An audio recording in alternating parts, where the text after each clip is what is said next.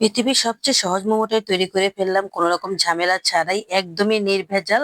অন্যান্য মোমোর চাইতে এই মোমোটা বানাতে এতটাই সহজ যে অল্প সময় বানিয়ে নিতে পারবেন। কিভাবে তৈরি করলাম এই সহজ মোমো, অবশ্যই পুরো ভিডিওটা দেখবেন। আসসালামু আলাইকুম, কেমন আছেন সবাই? আশা করি ভালো আছেন। আলহামদুলিল্লাহ, আমিও ভালো আছি। প্রথমে এখানে নিয়ে নিলাম মুরগির মাংসের কিমা, আর সাথে দিয়ে দিলাম এখানে পেঁয়াজ কুচি, কাঁচামরিচ কুচি, ধনেপাতা কুচি। এবার দিয়ে দিলাম একটু করে রসুন বাটা, আর সাথে দিয়ে দিলাম একটু করে লেবুর রস। তারপর পরিমাণ মতো লবণ, আর একটু মরিচের গুঁড়া, আর একটু ধনিয়ার গুঁড়া, বাস আর কিছুই দেবো না। এখন ভালো করে মাখিয়ে নিচ্ছি। চামচ দিয়ে মাখাতে গিয়ে মনে হচ্ছে যে চামচ দিয়ে ভালো করে মাখাতে পারছি না, তাই হাত দিয়ে একদম কষলে কষলে মেখে নিয়েছি। যাই হোক, মাখামাখি শেষ। এবার আমি এক সাইডে রেখে দিচ্ছি, আর এবার নিয়ে নিচ্ছি মোমো বানানোর জন্য আসল জিনিসটা, সেটা হচ্ছে এখানে ডো তৈরি করতে হবে। তা আমি এখানে ময়দা নিয়ে নিয়েছি আমার পরিমাণ মতো, তারপর বা সুন্দর করে একটা সফট ডো তৈরি করে নিলাম।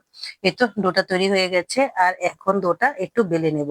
সত্যি বলতে আমার কাছে এই মোমোটা এত সহজ লেগেছে, এত সহজ লেগেছে, কি বলবো, আসলে অসাধারণ হয়েছে খেতে। খেতে যেমন মজা হয়েছে, আর বানাতেও কিন্তু অনেকটা সহজ হয়েছে। ঘন্টার পর ঘন্টা লেগে থাকতে হয়নি। তো যাই হোক, এই তো এখন আমি একটা গ্লাস দিয়ে সুন্দর করে মাপ মতো কেটে নিচ্ছি। আপনারা আপনাদের সাইজ মতো কেটে নেবেন, তাহলেই হবে। আসলে মোমো খেতে সবাই পছন্দ করে, কিন্তু বানাতে কিন্তু কেউই পছন্দ করে না। কারণ বানাতে গেলে অনেক ঝামেলা হয়। কিন্তু আজকে আমি যে মোমোটা বানাচ্ছি এটা একদমই নির্ভেজাল। এই তো ছোট ছোট সাইজ করে সবগুলো রুটি আমি কেটে নিয়েছি, আর এখন আমি বড় দেখে একটা ফ্রাই প্যান নিয়েছি। আর তারপর ফ্রাই প্যানের মধ্যে একটু তেল ব্রাশ করে দিয়েছি। তেলটা ব্রাশ করতে আসলে আমার স্কিপ হয়ে গেছে, দেখাতে পারলাম না। এবার আমি মোমোর যে পুরটা রেডি করেছিলাম সেটা সুন্দর করে গোল গোল করে শেপ দিয়ে দিয়ে বাস দিয়ে দিলাম। আর তার উপরে যে রুটিগুলো বানিয়েছি এই রুটিগুলো আমি চেপে চেপে লাগিয়ে দিচ্ছি। বাস হয়ে গেল। এত সহজ মোমো, ভাবতে পারছেন? এত সহজ একটা কাজ একদমই অল্প সময় হয়ে যায়। আর এই মোমোটা খেতে এত ভালো লাগে, খুবই অসাধারণ। কোনো রকম ভেজাল নেই।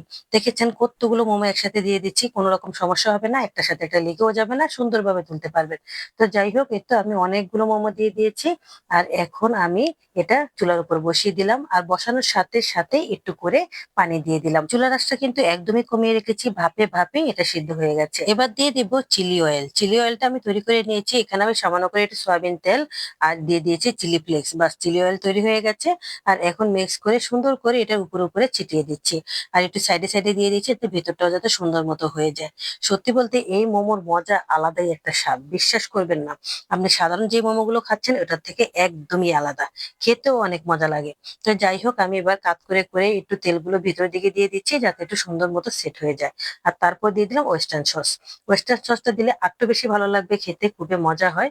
তো একটু একটু করে সব জায়গায় আমি মাখিয়ে মাখিয়ে দিয়ে দিলাম। অনেক সময় মোমো খেতে ইচ্ছে করে কিন্তু বানাতে ইচ্ছে করে না। আবার মেহমান আসলেও কিন্তু মন চায় একটু ভালো একটা ইউনিক নাস্তা দিই, তখন কিন্তু এই মোমোটা দিতে পারেন, মেহমান খুশি হয়ে যাবে।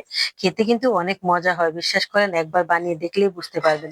তো যাই হোক, আমি এগুলো দেওয়ার পর এখন দিয়ে দিলাম উপর দিয়ে একটু করে সাদা তিল। সাদা তিলটা আসলে অপশনাল, এটা আপনি দিতেও পারেন নাও দিতে পারেন। তারপর ঢাকনা দিয়ে আরো কিছুক্ষণ আমি এভাবে রেখে দেবো। আর এতে করে যে সসগুলো দিয়েছি এগুলো সুন্দর করে সেট হয়ে যাবে। বাস এই তো হয়ে গেছে মোমো। দেখেন কত সুন্দর হয়েছে, মার্শাল্লাহ মার্শাল্লাহ, খেতে এত ভালো হয়েছে কি বলবো আসলে। এটা ফ্রেন্ড হয়ে গেছি আমি। এখন যখনই আমার মন চায় আমি তখনই এইভাবে অল্প সময়ে বানিয়ে নিতে পারি। তো যাই হোক, একটা তুলে দেখাচ্ছি, দেখেন কত সুন্দরভাবে হয়ে গেছে।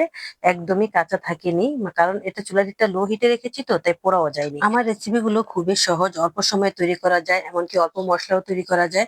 কোনো রকম ঝামেলা হয় না। তবে আপনাদের কাছে অনুরোধ করে বলছি, আপনারা পুরো ভিডিওটা দেখে ছোট্ট করে একটা কমেন্ট করে যাবেন, সাথে একটা লাইক দিয়ে দিবেন। ভালো থাকবেন সবাই, আজ এ পর্যন্তই। আল্লাহ হাফেজ।